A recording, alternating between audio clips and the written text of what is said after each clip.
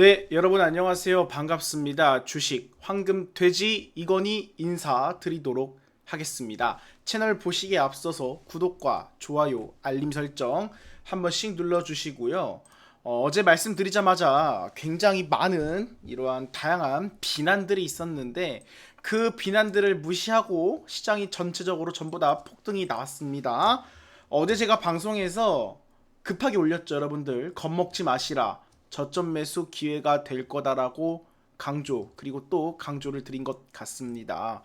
이러면서 자연스럽게 물리더라도 반도체에 물려 있어라, 빠르게 회복할 것이라 말씀드렸고, 신규 매수 관점으로 주어야 된다는 관점을 말씀을 드렸죠.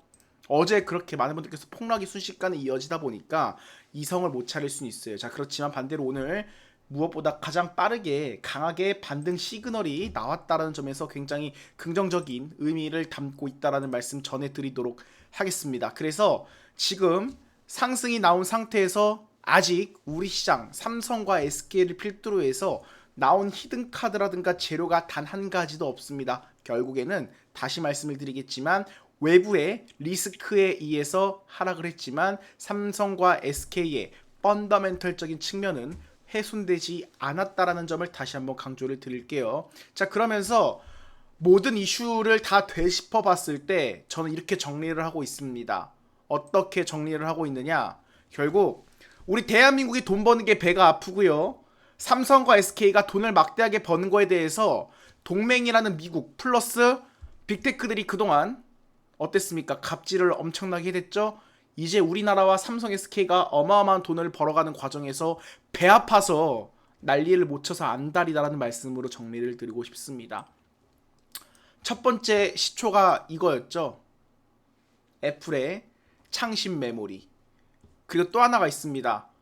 진짜 시장의 폭락을 불러왔던 또 하나의 소식. 바로 미국의 빅테크 중에 하나인 메타입니다.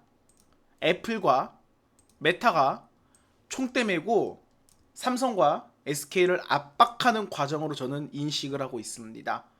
왜냐하면 여러분들 삼성 SK의 펀더멘털 실적은 훼손되지가 않았고요. 오히려 더 잘 갈 수가 있습니다. 그런데 앞서서 왜 폭락을 했고 시장에서 이렇게 공포를 주는지 그 부분을 먼저 설명을 드리도록 할게요. 기본적으로 여러분들 지금 삼성 포함 SK가 말도 안 되는 실적을 기록한 데에는 바로 엔비디아의 AI 칩과 슈퍼사이클입니다. 그리고 서버 AI 쪽이 있겠죠. 그런데 사실 실적이 정말 말도 안 될 정도로 폭등을 하고 있는 것도 맞아요. 삼성전자가 냉정하게 갑자기 30조 원, 40조 원 영업이익을 기록하던 회사가 올해 370조 원이 넘어갑니다. 말도 안 되는 수치예요. SK 하이닉스도 마찬가지입니다. 20조, 40조 원대 기록하던 회사가 270조 원을 넘게 벌어들입니다. 그러면 순식간에 전 세계 탑10 안에 들어갈 수준으로 어마어마한 돈을 우리나라 기업들, 단 2개 기업들이 벌고 있다라는 거예요. 요 이면에는 엔비디아가 있겠고요. 엔비디아의 AI 칩을 필두로 해가지고 파생되는 빅테크가 애플, 구글, 아마존, 오픈 AI, 테슬라 등 여러분들이 아시는 빅테크라 보시면 될 것 같아요. 그런데 이 AI 칩이 메모리 가격이 올라가면 올라갈수록 당연히 AI 칩이 가격도 올라갈 수밖에 없겠죠. 그러면 거기에 대한 생산 능력이 없고 기술이 없는 이러한 빅테크들은 어떻겠습니까? 가격, 구입에 대한 부담이 분명 주어질 수밖에 없는 국면에 있어요. 그래서 지금 여기 제가 지금 언급된 이외에 많은 빅테크 기업들이 이 AI 칩을 탈 엔비디아화를 준비하고 있습니다. 탈 엔비디아. 그런데 여러분 미국 빅테크뿐만 아니라 엔비디아를 필두로 해가지고 결국에는 포커스가 어디에 맞춰져 있다? 요 AI 칩에 맞춰져 있어요. 그럼 이 AI 칩이 경쟁이 불거지면 불거질수록 메모리가 어마어마하게 들어갑니다. 계속해서. 그러면 왜 삼성 SK한테 호재냐? 삼성 SK 마이크론이 메모리 기업이죠. 마이크론을 제외하고 삼성 SK가 독주를 하고 있어요. 제외하면. 그리고 미국 정부가 인텔에 그렇게 막대한 돈을 투자하고 지분을 가져갔는데에도 메모리 밸류 체인에 끼칠 수가 없는 지금 자체입니다. 그러면 삼성 SK가 엔비디아에 공급을 하다가 애플, 구글, 아마존, 오픈AI, 테슬라 같은 이런 많은 빅테크들이 AI 칩에 개발이 들어갔을 때 이들도 메모리가 필요하겠죠? 그런데 지금 메모리가 여러분들 100%, 200% 오르는 게 아니라 지금 500%, 700% 오른 실정이에요. 아마 지금까지 맥스일 수 있는데 LTE 조건 때문에 3년, 2, 3년 장기 공급 계약을 맺어버립니다. 삼성 SK가. 그러면 2에서 3년에 관한 실적 확보가 되었다라는 점이에요. 그럼 메모리가 지금처럼 비싸다? 이제 막 AI 칩이 완성되면서 출시를 하게 되는 이런 빅테크들이 결국에 다 어디 나라에 위치한 기업입니까? 미국이에요. 탈 엔비디아를 준비하는 과정에서 삼성과 SK는 그동안 엔비디아라고 했더라면 이제는 오픈 AI, 테슬라, 아마존, 구글, 애플 같이 많은 빅테크들한테 공급망이 확대가 되는 겁니다. 공급망이 확대가 된다? 실적이 더 늘어난다는 거예요. 그래서 메모리가 필요하다 보니까 애플, 메타 같은 기업들이 삼성 SK를 압박하기 위해서 저는 이러한 행태를 보이고 있다라 말씀을 드리고 싶습니다. 왜 애플이 중국으로 갔을까요? 여러분들 기본적으로 이 제조업 관련해서는 아무리 기술이 뛰어나더라도 그동안 중국이 저가 공세로 우리 산업들을 대부분 압박한 이력들이 대부분이에요. 그러면 애플이 우리나라 메모리 그리고 반도체 기업들을 압박을 하려면 역시나 우리나라가 가장 신경 쓰고 신경을 곤두세울 수밖에 없는 중국 시장을 공략하겠죠. 그래서 중국 쪽으로 간 겁니다. 근데 이걸 승인하겠어요, 미국이? 미중 무역 분쟁을 그렇게 벌려놨는데. 그리고 창신 메모리도 바보가 아니에요. 쇼티지예요, 그쪽도. 그러면 중국이 만만합니까? 중국도 이제 기술이 어마어마한 국가예요.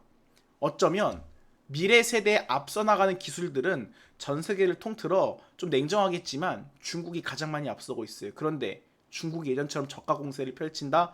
자, 그러기 어려울 거라 봅니다.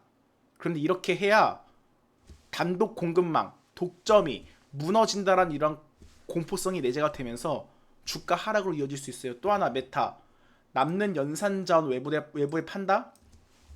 5월달에 한번 나온 이야기입니다.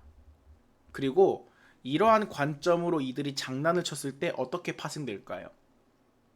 그럼 결국에는 여기에 대한 핵심적인 메모리죠.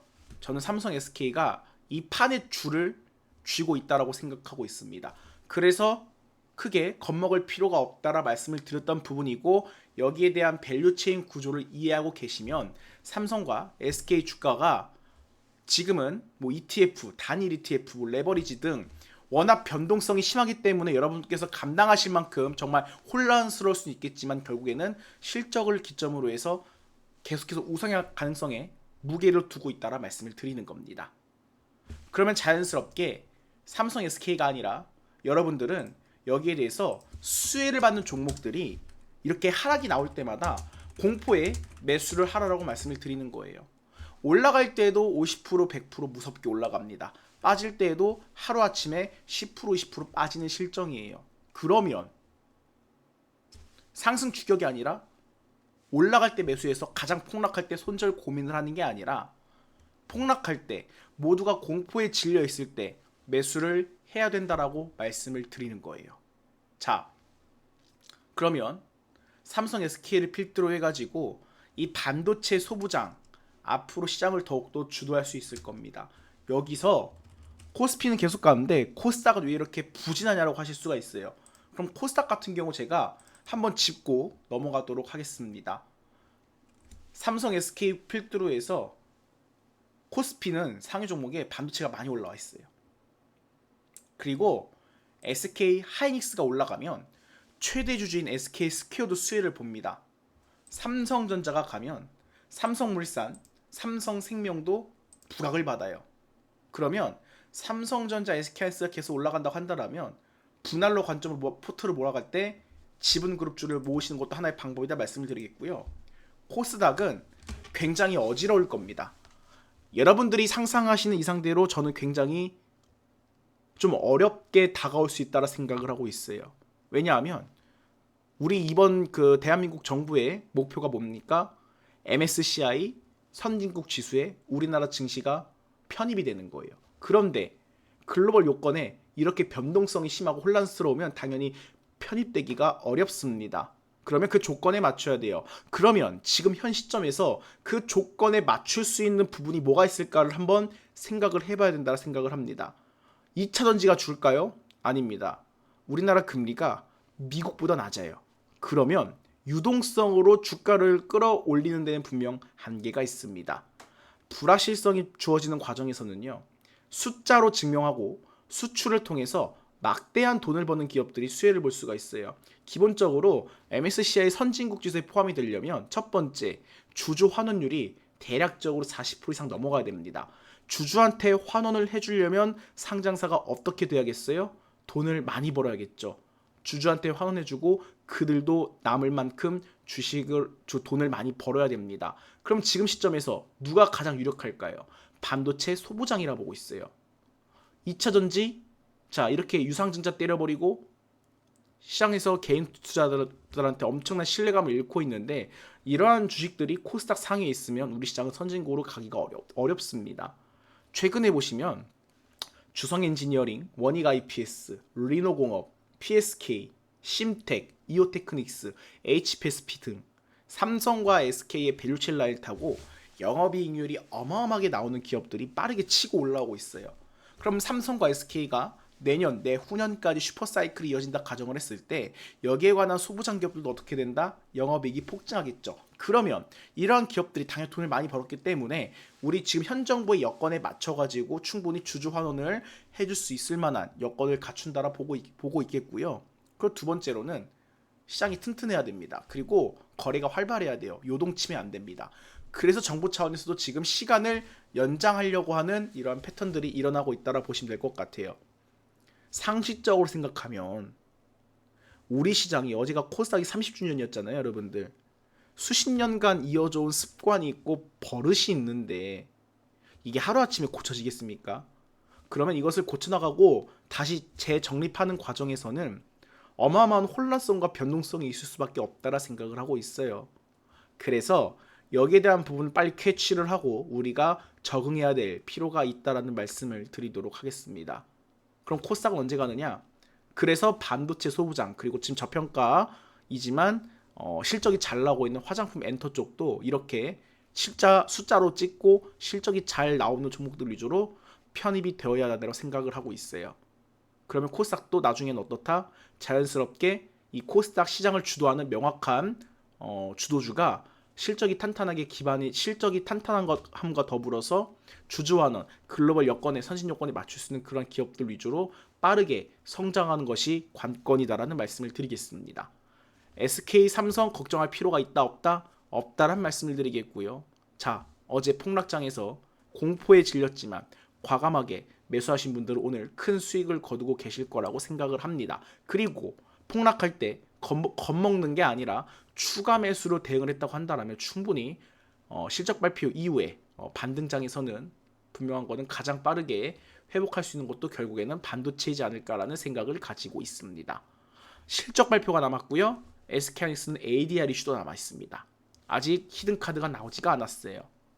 그렇다고 한다면 그 이후까지도 충분하게 기다림을 가지는 것도 하나의 방법이고 장기적으로도 어떻다? 기회를 줄 때마다 모아가는 것도 하나의 과정이다라는 말씀을 드리겠습니다. 지금까지 주식 황금 돼지였고요. 다시 한번 채널 구독과 좋아요, 알림 설정 눌러주시면 감사드리겠습니다. 여기서 마무리하겠습니다. 감사합니다.